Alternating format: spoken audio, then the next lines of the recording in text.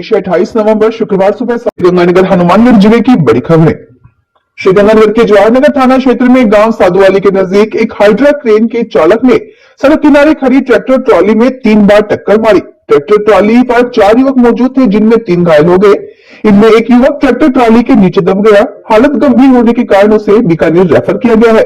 Jawahar Nagar police के अनुसार गांव कालूवाला निवासी रणवीर द्वारा दी गई रिपोर्ट के आधार पर हाइड्रा क्रेन के चालक के खिलाफ मुकदमा दर्ज किया गया है।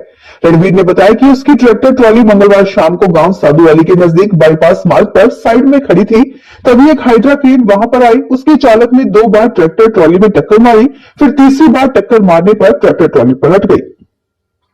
श्रीगंगानगर जिला पुलिस अधीक्षक डॉक्टर अमृता दुहन के नेतृत्व में चल रहे ऑपरेशन सीमा संकल्प के तहत श्रीगंगानगर पुलिस ने अवैध मादक पदार्थों के खिलाफ बड़ी कार्रवाई की है। देवलाली पुनी थानाधिकारी और पुलिस थाना नई मंडी घरसाना की संयुक्त टीम ने सूचना पर कार्रवाई करते हुए अवतार सिंह को 120 किलो 600 ग्राम अवैध डोडा पोस्त सहित गिरफ्तार किया है। बीकानेर निवासी आरोपी मोहसिन राम बिना नंबर पिकअप वाहन से तस्करी कर रहा था। वाहन को भी जब्त कर लिया गया है।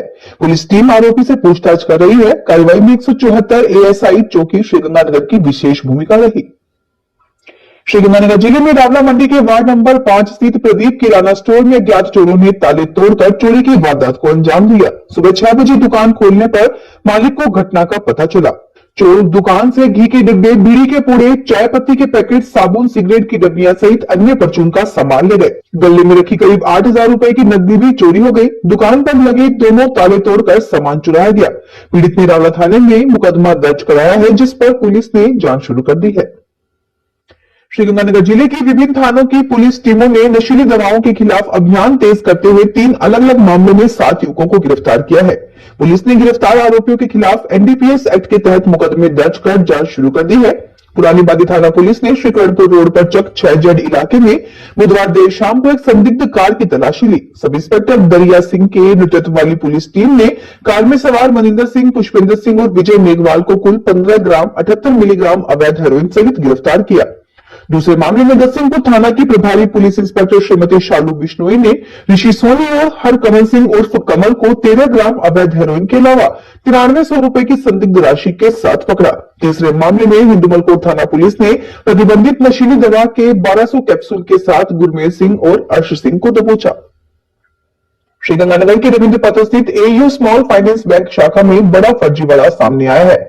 चक 8A निवासी मजदूर मुकेश राजपूत के आईडी प्रूफ का दुरुपयोग कर एक ट्रेडिंग कंपनी का बैंक खाता 2020 में खोला गया, जिसमें पिछले 5 वर्षों में करोड़ों रुपयों के लेन देन हुए। मामला तब उजागर हुआ जब मुकेश को जीएसटी विभाग से नोटिस मिला और जांच के लिए वह बैंक पहुंचा।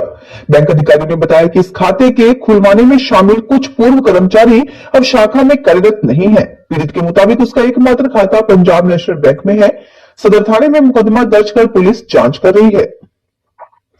श्रीगंगानगर के महावीरदल मंदिर मार्केट में एक किराने की दुकान से करीब 2.5 लाख रुपए का सामान चोरी हो गया। कोतवाली थाना क्षेत्र स्थित दुकान नंबर 36 पर 25 नवंबर की सुबह 3 अज्ञात चोरों ने शटर तोड़कर प्रवेश किया। दुकान में आसपास लगे सीसीटीवी कैमरों में चोरों की गतिविधियां स्पष्ट दिखाई दे रही हैं। दूसरी ओर पुरानी बादी थाना क्षेत्र के पदमपुर मार्ग स्थित कुंजविहार कॉलोनी में एक रिटायर्ड आरएएस अधिकारी के मकान से बाथरूम, शौचालय और किचन की पाइप फिटिंग्स चोरी हो गई। 7 नवंबर के बाद 20 दिनों में ये दूसरी वारदात है। पुलिस ने दोनों मामलों में मुकदमे दर्ज कर चोरों की तलाश शुरू कर दी है। श्रीगंगानगर में स्कूल बाल वाहनों का औचक निरीक्षण किया गया। जिला विधिक सेवा प्राधिकरण के सचिव एडीजे रवि प्रकाश सुथार की निगरानी में परिवहन विभाग और ट्रैफिक पुलिस की टीम ने 3 पुलिस क्षेत्र में वाहनों की जांच की। अधिकांश बाल वाहनियां निर्धारित मानकों के अनुरूप नहीं पाई गई। कई में वैध लाइसेंस, बीमा, फिटनेस, जीपीएस, ग्रिल और अग्निशमन यंत्र तक नहीं थे। मौके पर कई वाहनों के चालान किए गए और सभी को मानक पूर्ण करने के निर्देश दिए गए। एडीजे सुथार ने स्कूल जाकर प्रिंसिपल और चालकों को भी आवश्यक निर्देश दिए। अधिकारियों ने चेतावनी दी कि मानक पूरे न होने पर वाहनों का चालान या जब्ती होगी। अभिभावकों से भी अपील की गई कि वे बच्चों को असुरक्षित वाहनों में न भेजें। हनुमानगढ़ जिले में सरकारी समर्थन मूल्य पर नरमा कपास की खरीद प्रक्रिया में बड़े पैमाने पर घोटाला सामने आया है। जांच में पाया गया है कि गिरदावरियों में छेड़छाड़ कर फर्जी तरीके से कपास की खरीद की गई, जिससे सरकारी धन का दुरुपयोग हुआ। इस मामले में जिला कलेक्टर के निर्देश पर की गई जांच के आधार पर 21 व्यक्तियों के खिलाफ धोखाधड़ी और जालसाजी का मुकदमा दर्ज किया गया है। प्राप्त जानकारी के अनुसार हनुमानगढ़ टाउन स्थित कृषि उपज मंडी समिति में नरमा कपास की एमएसपी पर खरीद के दौरान कई शिकायतें मिली थी। इन शिकायतों के आधार पर जिला कलेक्टर ने मंडी समिति के सचिव को जांच के आदेश दिए। मंडी समिति के अधिकारियों द्वारा की गई जांच में प्रमाणित हुआ कि कई किसानों और व्यक्तियों ने गिरदावरियों में हेरफेर कर फर्जी दस्तावेजों के जरिए कपास बेची, जो वास्तव में उनकी नहीं थी। इस छेड़छाड़ से सरकारी खरीद प्रक्रिया को नुकसान पहुंचा और संभावित रूप से करोड़ों रुपयों का घोटाला हुआ। राजस्थान सरकार की वरिष्ठ नागरिक तीर्थ यात्रा योजना 2025 के तहत विशेष रेलगाड़ी 2 दिसंबर 2025 को दोपहर 1 बजे बीकानेर रेलवे स्टेशन से कोलकाता गंगा सागर के लिए रवाना होगी। सहायक आयुक्त ओम प्रकाश ने बताया कि बीकानेर से 600, जयपुर जंक्शन से 240 और भरतपुर से 130 यात्री सहित कुल 970 यात्री यात्रा में शामिल होंगे। यात्रियों को निर्धारित समय पर संबंधित रेलवे स्टेशनों पर रिपोर्ट करना होगा। ट्रेन में एक प्रभारी, प्रत्येक कोच में 2 सरकारी कर्मचारी, चिकित्सा व्यवस्था हेतु 1 डॉक्टर और 2 नर्सिंग अधिकारी नियुक्त रहेंगे। सभी यात्रियों को ऑनलाइन आवेदन पत्र की हार्ड कॉपी, चिकित्सकीय प्रमाण पत्र, मूल जन आधार कार्ड और 2 पासपोर्ट साइज फोटो साथ में लाना अनिवार्य है। चार्टर्ड अकाउंटेंट्स एसोसिएशन आईसीएआई ने गुरुवार को हनुमानगढ़ व्यापार मंडल शिक्षा समिति में करियर काउंसिल सेमिनार आयोजित किया, जिसमें विद्यार्थियों को सीए कोर्स और कॉमर्स स्ट्रीम में उपलब्ध करियर विकल्पों की जानकारी दी गई। मुख्य वक्ता सीए गौरव बागला और सीए निशांत चुग ने कोर्स की संरचना, तैयारी, परीक्षा पद्धति, आर्टिकलशिप और वैश्विक स्तर पर बढ़ती अकाउंटिंग और वित्तीय सेवाओं की मांग पर विस्तार से जानकारी दी। उन्होंने समय प्रबंधन, लक्ष्य निर्धारण और परीक्षा रणनीति पर भी मार्गदर्शन दिया। विद्यार्थियों ने प्रश्न पूछकर अपने संदेह दूर किए। कार्यक्रम में आईसीएआई पदाधिकारियों और स्थानीय शिक्षकों ने भाग लिया। हनुमानगढ़ जिले के संगरिया थाना क्षेत्र में एक युवती ने अपने ही फूफा पर दुष्कर्म का आरोप लगाया है। पुलिस ने इस मामले में आरोपी फूफा के खिलाफ मुकदमा दर्ज कर लिया है और जांच की प्रक्रिया शुरू कर दी है। पुलिस सूत्रों के अनुसार 19 से 20 वर्षीय पीड़ित युवती हरियाणा के सिरसा की निवासी है। संगरिया थाना प्रभारी पुलिस इंस्पेक्टर अमर सिंह ने बताया कि युवती विगत 2 नवंबर को संगरिया में अपनी बुआ और फूफा के घर पर गई थी। युवती का आरोप है कि जब उसकी बुआ काम पर चली जाती थी तो घर में अकेले रहने के दौरान फूफा ने उसके साथ जबरदस्ती की। इस खुलासे से स्तब्ध परिवार ने तुरंत कार्रवाई की। माता पिता पीड़िता को लेकर सिरसा के महिला थाने पहुंचे, जहां युवती की शिकायत पर 0 नंबर मुकदमा दर्ज किया गया।